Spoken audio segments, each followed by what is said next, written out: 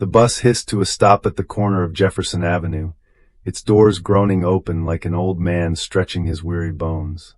William Bill Carter stepped aboard, his grip firm on a wooden cane worn smooth by time and use. His frame, though aged, still carried an air of quiet strength. He moved deliberately, the weight of his years pressing against each step. "Evening, Mr. Carter," the bus driver, a middle-aged woman with tired eyes, greeted him with a nod. Bill gave her a small smile. "Evening, Mary. How's the family?" Same old," she sighed. "Trying to keep my boy out of trouble." Bill chuckled knowingly, then made his way toward the back, settling into his usual seat by the window. He exhaled slowly, watching the city move past in streaks of neon and fading sunlight. He had no way of knowing that in just a few minutes, this ride would turn into something no one on board would ever forget. The bus lurched forward, its engine groaning as it rolled through the evening streets. Bill leaned against his seat, one hand resting on his cane, his mind drifting somewhere far from the hum of the city. The voices around him blended into white noise, until the doors hissed open again. A burst of laughter cut through the air like a jagged knife. Four teenagers bounded up the steps, their energy reckless, their presence shifting the mood in an instant. "Yo, hold up, man. I almost lost my sneaker," one of them hollered, hopping on one foot as he adjusted his shoe. The driver, Mary, sighed. "Settle down, boys." Jake, the tallest of the group, smirked. "Ah, come on, Miss Mary, we're just having a little fun."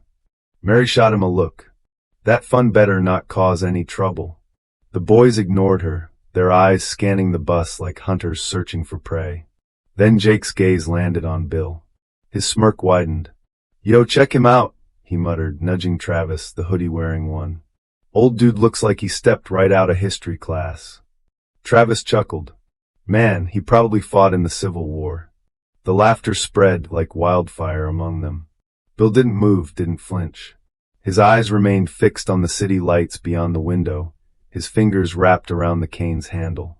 The boys swaggered down the aisle, their voices loud, their presence a disruption that made the other passengers shift in their seats. A woman clutched her purse tighter. A man in a suit hunched over his phone, pretending not to notice. Jake stopped just short of Bill's seat, leaning forward with exaggerated curiosity. "Hey, old man, you miss your stop at the retirement home or what?" The bus rumbled on, but for Bill, the air had already grown heavy. Bill stayed still, his gaze locked on the darkening city outside. He had seen men like these boys before, too young to understand the weight of their words, too foolish to know when to stop. His fingers tightened slightly around his cane, but he didn't speak. "Not yet." Jake grinned at his silence. "What's the matter, Grandpa? Cat got your tongue?" He nudged the cane with his sneaker, testing the old man's patience. Travis leaned in, laughing. "That cane for walking, or is it the only thing keeping you upright?" The others snickered, their voices bouncing off the metal walls of the bus. A few passengers stole glances, but most kept their heads down, their expressions carefully neutral. Nobody wanted to get involved. Bill exhaled slowly, his grip steady. He had learned long ago that silence could be more powerful than words. But these boys were looking for a reaction, and his quiet restraint only seemed to encourage them. Marcus, the one with the buzz cut, smirked. "Bet he's got some cash on him. Old folks always do." "What's in the bag, Grandpa? Some cat food? Or you saving up for one of those senior discounts?" Dylan, the smallest of the group, shifted uncomfortably. He wasn't laughing as hard now, glancing between his friends and the old man. "Maybe we should chill," he muttered. Jake scoffed. "Chill? Man, we're just messing around." His smirk returned as he leaned in closer, his voice dripping with mockery. "You deaf or something, old man? Maybe you don't even speak English." That was when Bill finally moved. He straightened in his seat, his cane now firmly planted on the floor. The air in the bus shifted, though the change was nearly imperceptible. For the first time, he turned his eyes toward Jake. And when he finally spoke, his voice cut through the laughter like a blade. "Do you boys always find fun in bothering strangers?" The bus fell silent. Even the hum of the engine seemed distant now. Jake blinked, caught off guard by the question. It wasn't what he had expected. Travis let out a forced chuckle. Man, lighten up. We're just having a little fun. Bill tilted his head slightly, his gaze never leaving Jake's. Fun, he repeated, his voice calm but weighted with something unshakable. Is that what you call this? Jake shifted his stance, but forced a smirk. Yeah, that's what I call it. Bill exhaled, slow and steady, his fingers tracing the handle of his cane. I've met young men like you before, he said, his tone quiet but firm. Different time, different place. They weren't laughing when they found out what real fear feels like. A flicker of hesitation crossed Jake's face, but he covered it up with a scoff. What, you trying to scare us with some old war story? The bus hit a small pothole, jolting everyone in their seats. Marcus grabbed the nearest rail for balance. Bill, however, remained perfectly still. I don't have to try, he said simply. Dylan, the youngest, swallowed hard. He glanced at the others, sensing the shift in the air. Maybe we should just... Jake cut him off. Nah man, he's just talking. He turned back to Bill, forcing a laugh. So, what's your deal, old man? You think you're some kind of tough guy? Bill finally leaned forward, just enough for the dim bus lights to catch the deep lines on his face. His voice was steady, deliberate. No, son, he said. I think I've seen things you couldn't begin to imagine. The weight of his words settled over the bus, pressing down on everyone who had been too afraid, or too indifferent, to speak up. The boys weren't laughing anymore. The air inside the bus grew thick, the weight of something unspoken settling in the space between Bill and the boys. The usual hum of the city outside felt distant, muffled beneath the tension that had taken hold. Bill's grip on his cane tightened, not in anger, but in memory. He looked at Jake, his gaze unwavering. You think you're tough, he said, his voice quiet but carrying the kind of weight that couldn't be ignored. You think running your mouth, making people uncomfortable, makes you a man? Jake opened his mouth, but no words came. Bill continued. When I was your age, I carried something heavier than this cane. I carried a badge in a time when wearing one didn't always mean protection. I walked streets where my uniform didn't make me safe, where some folks hated me for wearing it, and others hated me for the color of my skin. The bus rattled over another bump. The boys stood frozen. I've been called every name you can think of, Bill went on. Spat on. Had bottles thrown at me. And I still showed up to protect the same people who wanted me gone. He exhaled slowly. Because I had a job to do. Because real strength isn't about proving how tough you are. It's about standing tall when the world tries to knock you down. Marcus swallowed hard. Dylan shifted, eyes on the floor. Even Travis looked away. Jake, though, squared his shoulders. Yeah, he muttered. And what? We're just supposed to care. Bill studied him for a long moment, then shook his head. No, he said. You're supposed to think. And maybe, just maybe, learn something before life teaches you the hard way. For the first time, Jake didn't have a comeback. The bus rumbled forward, but nothing felt the same. The silence stretched long and heavy. Even the usual rattling of the bus felt distant, swallowed by the weight of Bill's words. The boys stood frozen, their bravado dimming under the old man's steady gaze. Dylan, the smallest of the group, shifted uncomfortably. We didn't mean anything by it, he muttered, his voice barely above a whisper. Bill nodded, but his expression remained firm. That's the thing about words, son, he said. You never know the weight they carry until it's too late. Travis cleared his throat, glancing at Jake as if waiting for him to break the tension. But Jake said nothing. His smirk was gone, replaced by something unreadable. Bill exhaled, his fingers tracing the smooth, worn handle of his cane. You boys think fear is getting called out on a bus? His voice was steady, but there was something underneath it, something raw. Fear is walking alone at night, knowing one wrong move could mean you don't make it home. Fear is hearing the crack of a gunshot and not knowing if it's aimed at you or someone you love. Jake's jaw tightened, but he didn't look away. I've seen strong men break, Bill continued. Not because they were weak, but because the world gave them more than they could carry. I've seen people lose everything because they thought they were untouchable. He leaned in slightly. Tell me, son, do you think you're untouchable? Jake blinked, his hands clenching into fists at his sides. He opened his mouth, then closed it again. The bus hit another bump, jolting everyone in their seats. The moment stretched, thick with something none of them could quite name. For the first time, the boys looked unsure. For the first time, they weren't the ones in control. The bus rocked gently as it rolled through the dimly lit streets, but inside, the air was thick, heavy with something unspoken. The laughter was gone. The boys stood awkwardly, shifting their weight from foot to foot, their confidence crumbling under the weight of Bill's words. Jake, for the first time, looked unsure of himself. His fingers flexed at his sides as if grasping for something solid, something familiar to hold on to. He let out a breath, his voice quieter now. "We were just messing around," he muttered. Bill studied him for a long moment, then gave a slow nod. "Messing around can get you into trouble," he said. "Sometimes the kind you can't get out of." Travis swallowed hard.